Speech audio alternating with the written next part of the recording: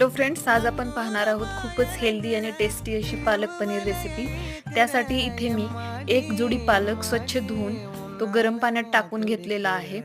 हा असाच 5 मिनिट ठेवून याचा आपल्याला प्युरी करून घ्यायची आहे।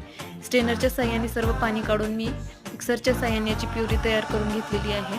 आता पॅन मध्ये तेल टाकून त्यामध्ये अर्धा चमचा जिरे, एक कांदा व हिंग, अद्रक व बारीक चिरलेला लसूण टाकलेला आहे। हे व्यवस्थित तळल्यानंतर यामध्ये एक टोमॅटो बारीक कट करून टाकलेला आहे व लाल मिरचीचे 4 काप पण टाकलेले आहेत। त्याचबरोबर अर्धा चमचा लाल तिखट, अर्धा चमचा धनेपूड टाकून व्यवस्थित मिक्स करून त्यामध्ये पालक ॲड केलेला आहे व गरम मसाला व मीठ टाकून ते व्यवस्थित मिक्स करून घेतलेला आहे व 5 मिनिटे शिजल्यानंतर यामध्ये पाव किलो पनीरचे पीसेस मी ॲड केलेले आहेत। आता हे 5 ते 6 मिनिटे शिजू द्यायचं आहे। आपला असा छान पालक पनीर रेडी होतो।